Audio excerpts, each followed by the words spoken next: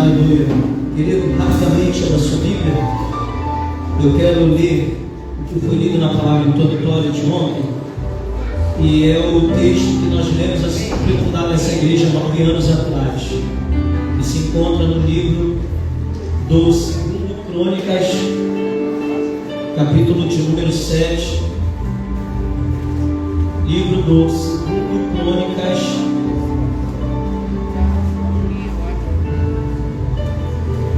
capítulo de número 7,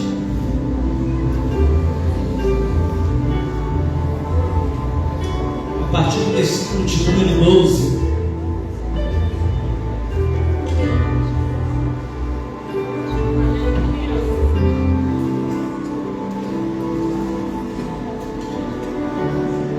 Enquanto você procura, eu quero agradecer a Deus pela vida de cada amigo e amiga que está aqui nessa noite. Meus líderes, que quando eu chego nessas casas, sou muito bem tratado. Levante, Monte Tabor, Betânia, Ipade, irmãos, todas as igrejas que eu vou, sou muito bem recebido. Da portaria até o local, irmãos. Fora o maná que vem depois. Não ter casa nas igrejas. É por isso que o pastor Bruno está ficando assim, acostumado, irmão. Estou rimando demais, né? Obrigado por todo o carinho. Novo de Deus. Deus abençoe sempre. Manda um abração para o meu pastor. É muito bom estar com vocês aqui nessa noite. Deus seja louvado pela vida de cada um, cada pastor aqui. Amém? Você achou de que graças a Deus? Se não achou, misericórdia, socorro, eu aqui. Vamos ler. E o Senhor apareceu de noite a Salomão e disse: ouvi a tua oração e escolhi para mim este lugar para a casa de sacrifício. Se eu cerrar os céus e não houver chuva, ou se ordenar aos gafanhotos que consumam a terra, ou se enviar as pestes entre o meu povo, e se o meu povo, que se chama pelo meu nome, se humilhar e orar e buscar a minha face e se converter dos seus maus caminhos, então eu ouvirei dos céus, perdoarei os seus pecados e sararei a sua terra. Agora estarão abertos os meus olhos e atentos os meus ouvidos à oração deste lugar, porque agora escolhi e santifiquei esta casa, para que o meu nome esteja nela perpetuamente, e nela estarão fixos meus olhos e o meu coração todos os dias. Quanto a ti, se andares diante de mim, como andou Davi teu pai, e fizeres conforme tudo que te ordenei, e guardares os meus estatutos e os meus juízos, também confirmarei o trono do teu reino, conforme o concerto que fiz com Davi teu pai, dizendo: não te faltará varão que domine em Israel. E você diz amém. Tome o seu assento, por gentileza. Se você quiser e puder, aplaudir a Jesus. Restauração do povo de Israel também. Obrigado, tia, missionária Luiz. Ali minha prima também com ela, Marcele. Deus abençoe a todos. Queridos, eu, quando fui convocado, intimado, por livre e espontânea pressão, para estar ministrando aqui nessa noite, eu pedi para Deus uma direção sobre o que falar. Eu não sei você, mas eu tenho esse hábito desde que eu entendo por gente que é muito bom pregar aquilo que Deus quer que você pregue, não aquilo que você já sabe. E aí, uma certa feita, se eu não me engano, semana passada ou retrasada, enquanto estávamos ornamentando a casa, o Senhor me fez ter um sonho. E neste sonho o Senhor me mostrava as flores do ambiente, me mostrava onde ficava o altar, me mostrava os pregadores, me mostrava a mensagem em que eu estava ministrando. Eu não sabia o que os outros estavam ministrando, mas eu conseguia entender. E ali neste sonho o Senhor me fez me lembrar das raízes de quando a igreja começou começou a limpar o seu espaço lá na comunidade do Andaraí. E ali Deus constituiu o povo dentro de um espaço que era um bar, onde dava mais ou menos de 10 a 20 pessoas no máximo. E ali começou a nossa igreja com o nome Ministério Mundial dos Milagres. Depois nós passamos para a Assembleia de Deus Ministério Unção e Graça. E 4 anos atrás nós começamos nessa visão apostólica do Ministério Apostólico Paternidade para as Nações. E cada uma desses processos, dessa etapa, o Senhor nos proporcionou uma experiência. E eu quero ministrar acerca do que Deus colocou no meu coração. O texto de Salomão que nós acabamos de ler aqui na carta, no livro de 2 Crônicas, fala especificamente depois de Salomão ter terminado de fazer a casa do Senhor. E você conhece bem a história narra para nós dizendo que tudo quanto intentou Salomão no seu coração fazer para Deus, assim o fez. Não houve um ato ou alguma coisa que Salomão tenha feito dentro da casa, dentro do templo, em que ele disse: deixa constar, ou do jeito que está, tá bom. Cada vez que ele se lembrava do concerto de Deus feito a seu pai antes dele assumir o trono, ele se lembrou: o meu pai foi um adorador de excelência, o meu pai sacrificou a Deus do melhor, o meu pai colocou no seu coração a vontade, Tiago do Breno, de construir um lugar para a presença de Deus. Depois que Ofni e Finéias pecaram diante do Senhor, trazendo morte e corrupção no seu tempo, os filhos do sacerdote Eli, e eles perderam a arca porque Deus havia se permitido que a nação inimiga viesse e tomasse delas volta. A nação vai ficar um bom tempo sem a presença de Deus. A gente aprendeu desde pequeno que a arca ficou apenas 20 anos longe da casa de Israel, por citar-se a casa de Abinadab. Mas se você pegar a história conosco, depois que os filhos de Eli, Ofni e Finéias perderam a arca, passa-se um tempo até o reinado de Saul, o primeiro rei de Israel. Da perda da arca, isso aqui é arqueologia, isso aqui é estudos, vai narrar para nós que do tempo em que se perdeu a arca até o reinado de Saul, passou-se aproximadamente 12 anos. Quantos anos, igreja? Quantos anos, igreja? A Bíblia vai dizer que quando passa esses 12 anos, quando Salomão assume o trono, ele vai reinar mais 42 anos. E no período do reinado de Saul, ele não quis saber de trazer a arca de volta para o ambiente. Ele dizia: o reino é bom, o povo é de Deus, nós temos fartura em alimento, a nossa terra é próspera e o Senhor guarda a cidade. Para que eu vou querer um monumento? Para que eu vou querer a arca se o lugar aparentemente já está completo? E o nosso maior problema é achar que Deus se resume a tamanho de lugar ou a quantidade de pessoas. Engana-se achando que Deus só está em estruturas. A arca fazia muito mais milagres fora de um templo do que dentro dele. Isso não. Só que Saul olhou diferente, pegou esse pretexto e disse: já temos um rei. Porque ele se confiava em si mesmo. A Bíblia diz que dos homens mais altos de Israel batiam-se no ombro do rei Saul, de tão grande e tão forte que era o homem. Ele tinha um grande exército e ele se sustentava nisso. Então, além de se passar 12 anos e mais 42 anos de reinado, nós já temos aqui 54 anos sem a presença de Deus. Como é que um lugar pode ser bonito, pode ser grande, pode ser estruturado, ter muita gente e ainda conseguir conviver sem a presença de Deus? Não sobrevive. A gente está vivendo isso no século 21. Muitos estão preocupados com estruturas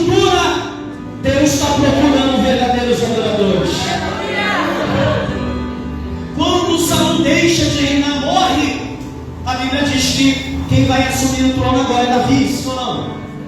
Só que para Davi assumir o trono, levou-se mais 7 anos para ele poder, 7 anos e meio para ele poder chegar ao poder. Então, se nós já temos 54 com mais 7, nós temos agora um total de 61. A gente acha que quando Davi assume o trono, ele vai imediatamente buscar a arca, mas não é o que Davi faz. Davi, em primeiro lugar, vai consultar ao Senhor. Ele assume o direito ao rei 7 anos e meio depois, mas ele só se assenta no trono depois que ele decide trazer a arca de volta para o ambiente. Aleluia! E nesse período que ficou da consulta com Deus, levou-se 20 anos.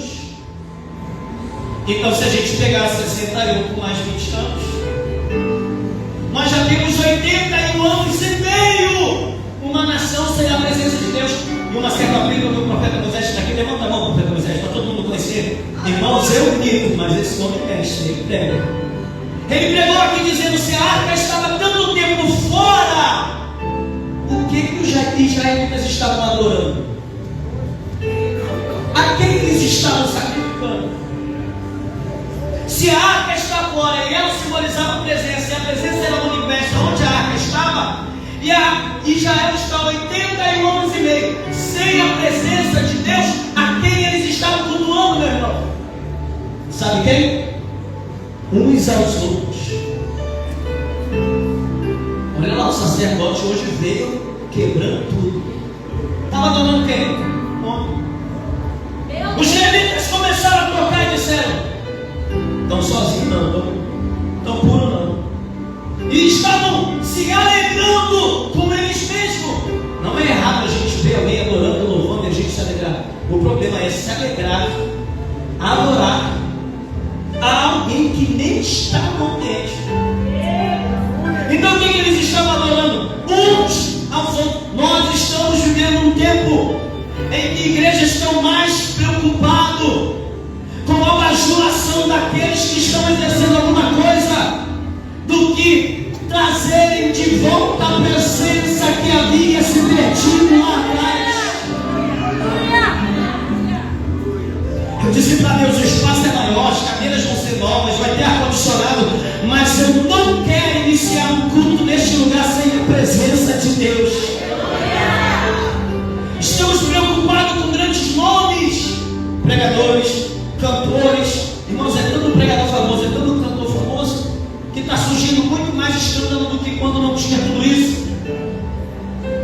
Sabe por quê? Porque é uma geração que está preocupada com o ornamento, mas está despreocupado com a presença. Quando Salomão se lembra que Davi traz a arca de volta, e no coração de Davi era: eu preciso preparar um ambiente para a presença de Deus. Ela não pode ficar pegando sol, não pode ficar pegando chuva, precisa estar guardada num lugar destacado, diferenciado, tem que ser o centro. Deus o proibiu, não por causa dos pecados passados. Sabe por que Davi foi o único citado homem conforme o coração de Deus? Sabe por quê? Porque você vai ver Davi cometendo vários pecados,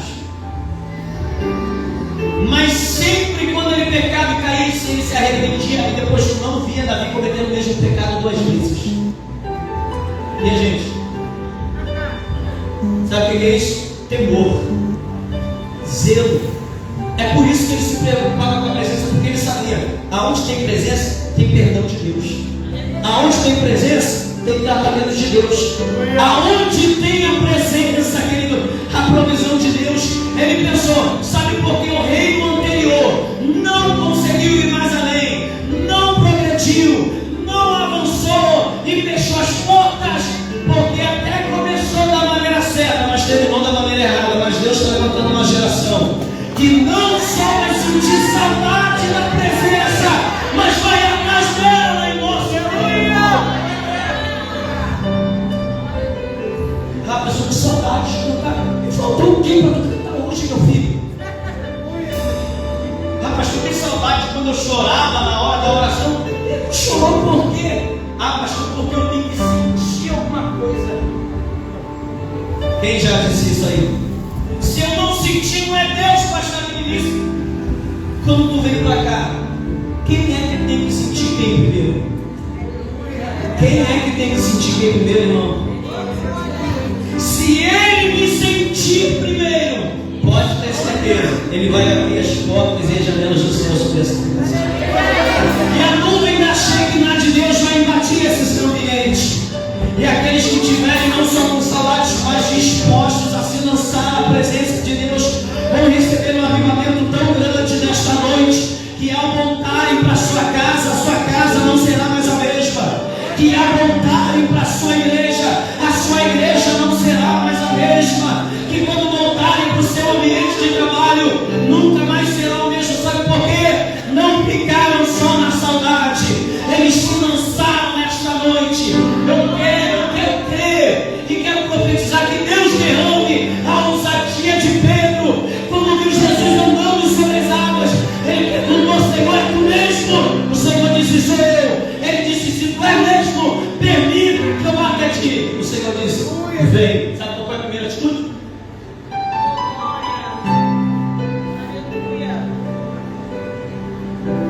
Se fosse nós, não, chega mais perto que eu quero te ver direitinho. Mostra a mão aí primeiro. Não, deixa identidade aí, por favor, querido, CPF. Eu ver se é de Deus ou não. Ei, desculpa, qual é o teu cargo? Qual é a tua função? Qual é o teu título? Ele disse: não, se é ele, eu vou.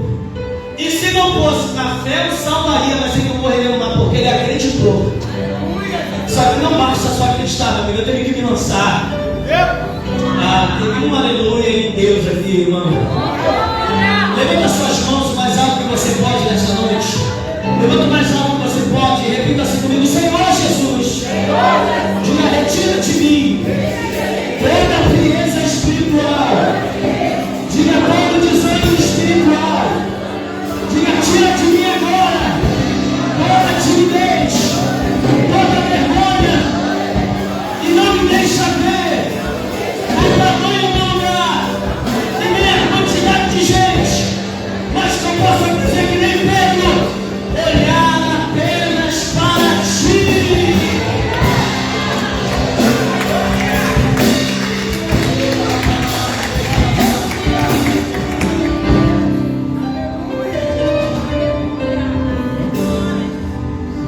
Quando Davi morre, Salomão assumiu o trono.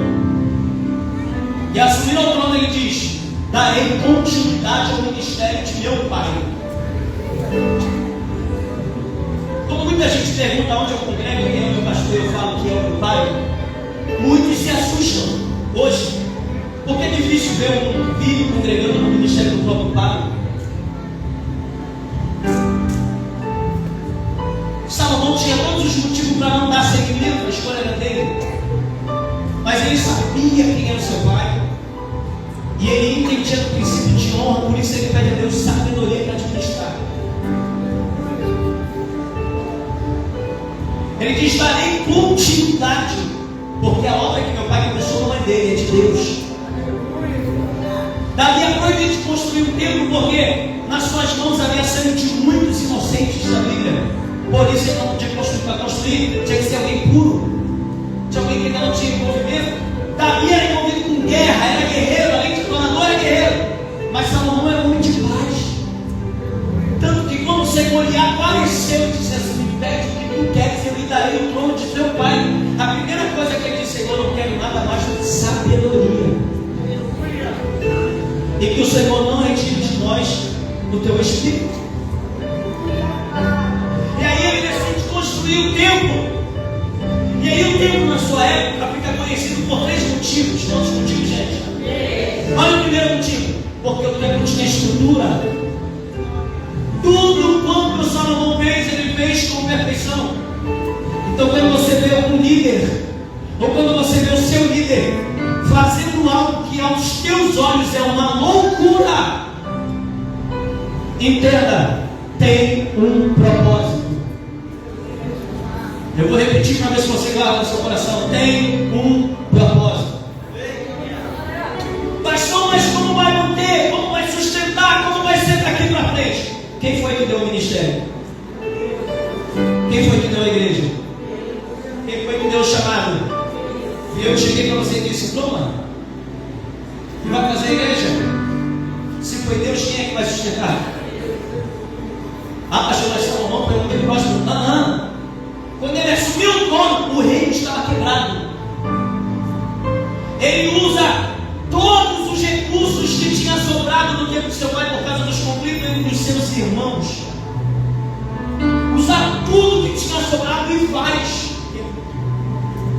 E como se não bastasse, o povo estava padecendo de necessidade. 120 mil ovelhas e 20 mil cabritos que tinha naquela época era o que havia sobrado para alimentar uma nação. E sabe o que ele faz com tudo isso? Vamos sacrificar ao Senhor. Vamos sacrificar ao Senhor. Porque foi destacado de estrutura. Segundo, e mesmo com estrutura, ele disse para Deus: acabou as riquezas, acabou os gados, mas esse lugar será um ambiente de culto. Sabe por quê? Porque a gente está vendo um monte de lugar estruturado em que não tem mais culto, se tem show. Não tem mais culto, tem festa. Não tem mais culto, você não sabe se é igreja mais.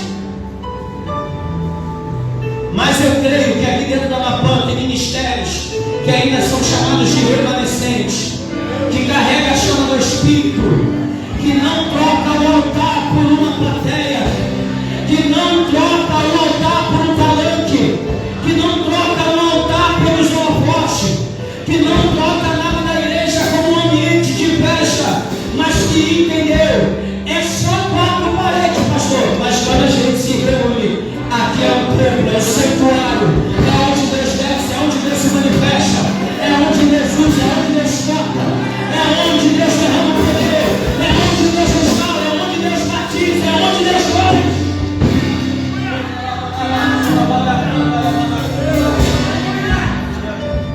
E ela fica conhecida também por um propósito, porque dentro dela, além de estar estruturada, Salomão decide colocar a arca da aliança.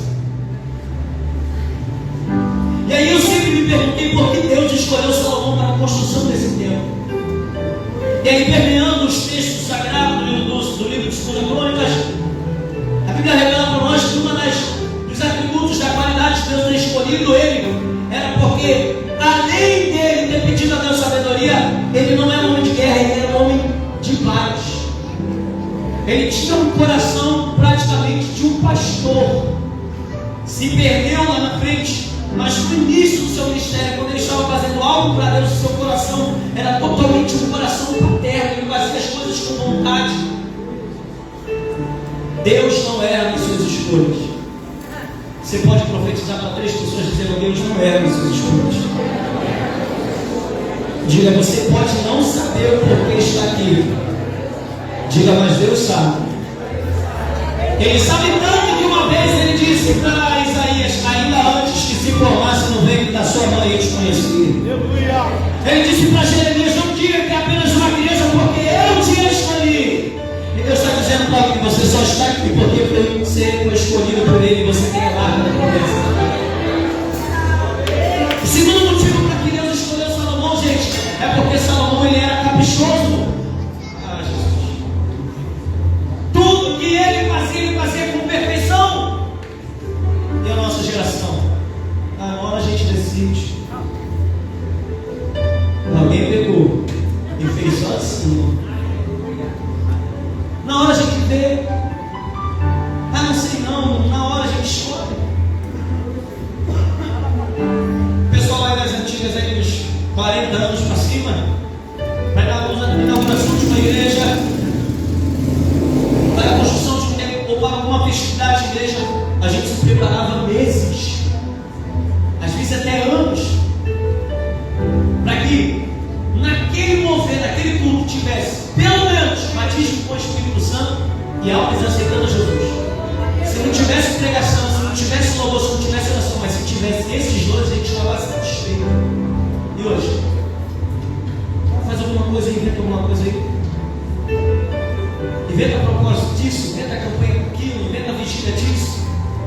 Vamos fazer congresso disso, congresso daquilo outro. A Bíblia diz que tudo quanto Salomão tentou fazer, ele fez. E fez da melhor maneira possível. É por isso que Deus tem a facilidade de usar mais alguns do que os outros. Sabe por quê? Às vezes a gente olha assim, queria pregar igual fulano. Não paga preço. Não estuda. Não separa o tempo para Deus. E ainda dá um copia e cola no YouTube, no Google.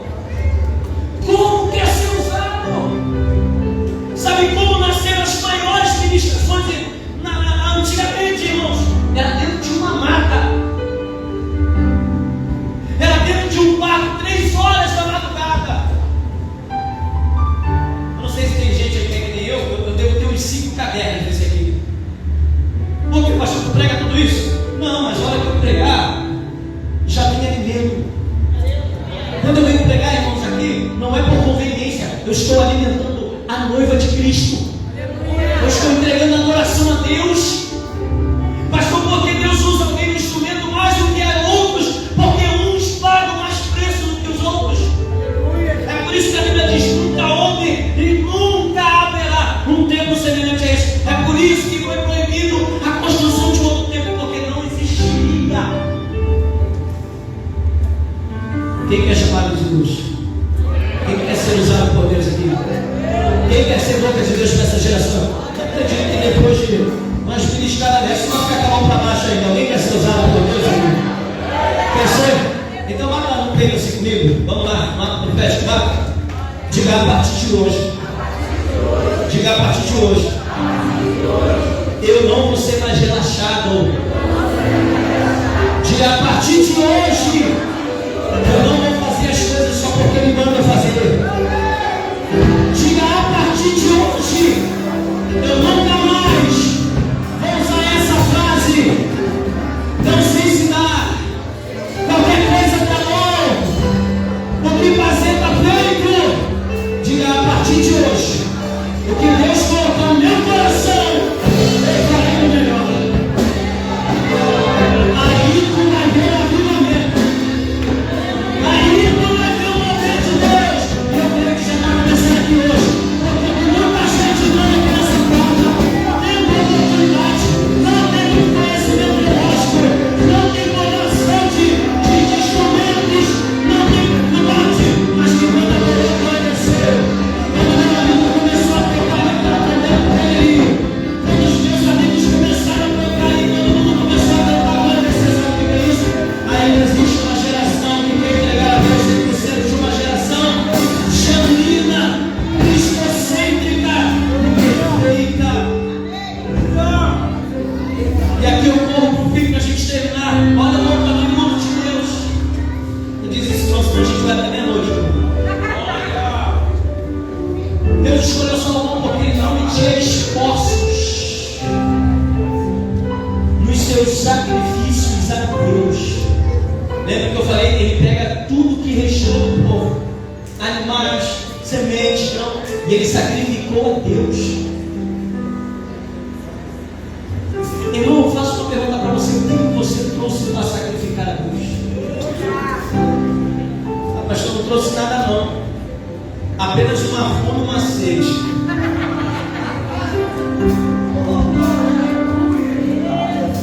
A hora que Deus quiser, eu faço. A hora que alguém não tem, eu não taco. A hora que alguém gritar, eu pulo, eu corro, irmãos. O que você trouxe para sacrificar? Mas eu estou cansado, não sabe o meu dia. Cuidadinho. Tu não sabe o que eu faço, o que eu faço. Eu mandei um vídeo lá no grupo da Babã. Vocês viram lá?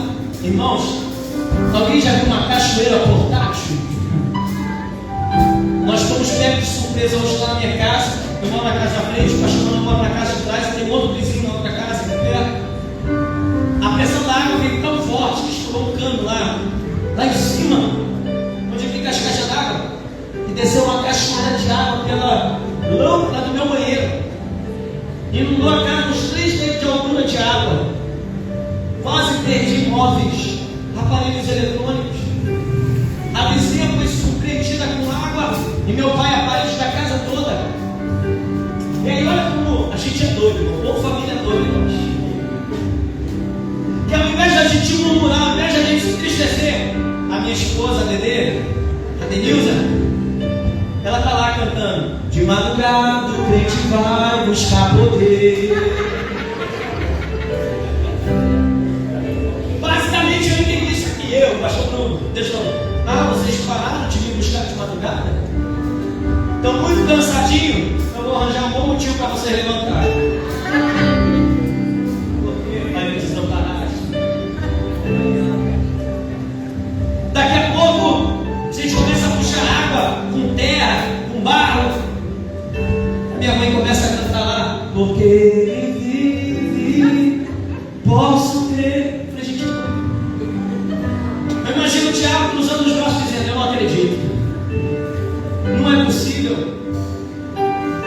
E aí a gente começou a falar. Sabe o que é mais engraçado? É que eu estava sonhando com rios. Esse aí foi o veredito. Eu estava sonhando com rios, porque teve sono pesado nesse mundo. Acordei de manhã, ficamos até 4h da manhã limpando a casa. Não terminamos, fomos dormir, acordei para trabalhar. Minha esposa acordou para limpar. A Nayara limpou lá a casa do meu pai. Chegando em casa e falei: hoje eu vou adorar com força. Hoje eu vou gritar. Não vou botar gravata, não vou botar terra. Até não tem mensagem para essa vida, irmão. Venha à vontade, que eu quero que vocês segurança. Nada com medo de suar, de perder o perfume. Eu tenho medo de perder o mover que vai acontecer aqui. Dentro de um desse mover é que nasce um pastor, nasce uma missionária, nasce um evangelista, nasce um músico. Acontece o batismo com o Espírito Santo. É dentro desses mover.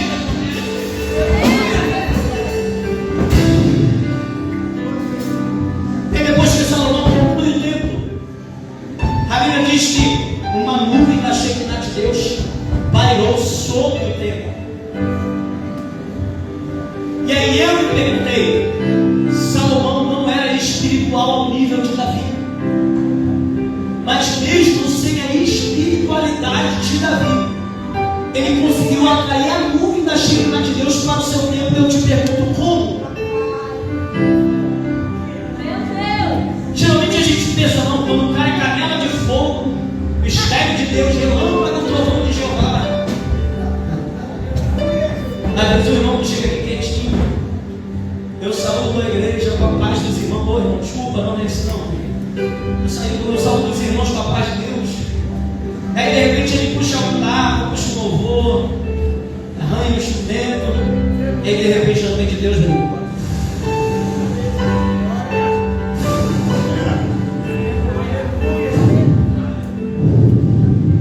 Eu pergunto: como um cara que não era espiritual, não era músico, não era artista, conseguiu trazer a presença de Deus de uma maneira que nem Davi conseguiu trazer?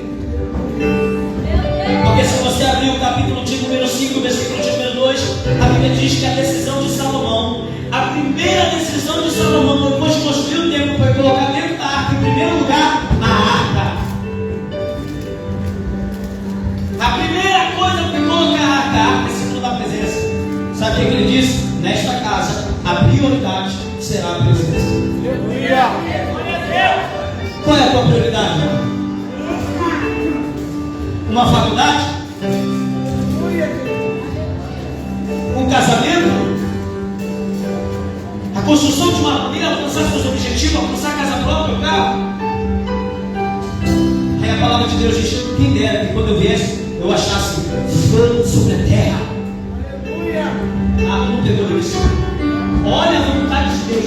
Quem dera quando eu viesse, eu achasse fogo sobre a terra. Sabe o que é fogo? Símbolo de um avivamento, de uma igreja viva. Hoje a gente tem que ficar convocando gente famosa para encher a igreja. Hoje a gente tem que começar a colocar pessoas que têm habilidade para anunciar a palavra, o louvor, para o povo reagir. Antes a gente já reagia na oração, chegava, tacava os dois joelhos no chão, já começava, era rajada de língua estranha, de glória a Deus, de aleluia. A gente não tinha medo do que ia pensar, não tinha medo. Agora ficou mais tecnológico, agora tem ar-condicionado, agora tem boca coxinada. E a gente está impedindo de adorar a Deus. Salomão disse: eu posso não ser espiritual ao nível de meu pai, mas dentro dessa casa não pode faltar a presença de Deus.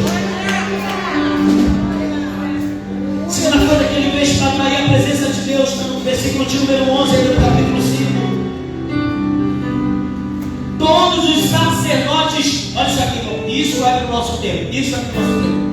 Se consagraram, não importando a ordem de seus turnos e nem se preocupando a qual divisão eles pertenciam. Hoje, igrejas têm dificuldades de visitar igrejas. Hoje, crente tem dificuldade de se relacionar. Foi falado ontem, que pregação forte ontem. Relacionamento dentro da igreja. Ah, eu vou lá porque é meu estilo. Não, meu jeito, parede é rosa, é vermelho, é branco, é azul, é preto, é branca. Lá a igreja do fogo, lá não é, lá da glória, lá não dá glória. Aí a Bíblia diz que eles se consagraram sem se preocupar com a ordem de seus turnos e sem se preocupar com a divisão. Ou seja, eles não estavam nem aí se era a lei de um, se era a lei do outro, se pertencia a outro templo ou outros sacerdotes, se eram de outras casas, se eram de outras tribos.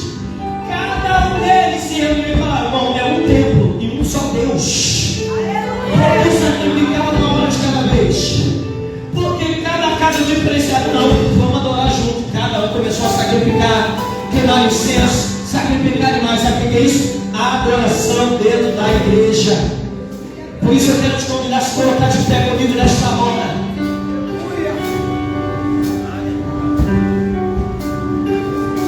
Aí sabe o que eles fazem? É o que a gente vai fazer agora. E eu queria muito que a minha orquestra viesse aqui para cima. Eu vou roubar essa orquestra para mim, Jesus. Oh, Jesus. Cadê o pastor daí, Jesus?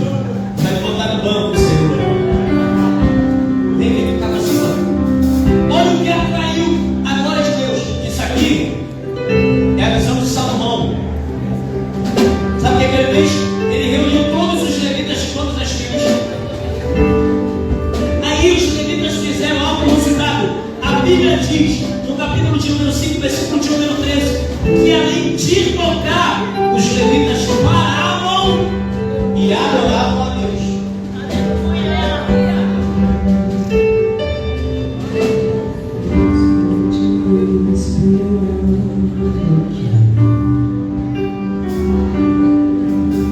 Eu já fechei a porta. Vem. Ajuda eles a utilizar o presente que pega presente. Pode vir. O que preciso fazer? Esqueça qual é a sua tribo nessa noite. Esqueça qual é a sua denominação nessa noite. Esqueça qual é a sua religião nessa noite. Esqueça quem é o seu pastor nessa noite.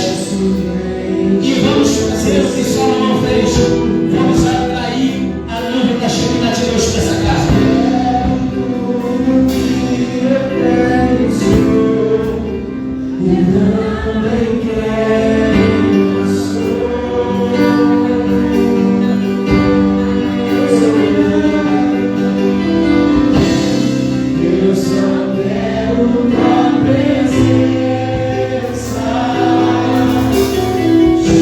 Hoje não vou te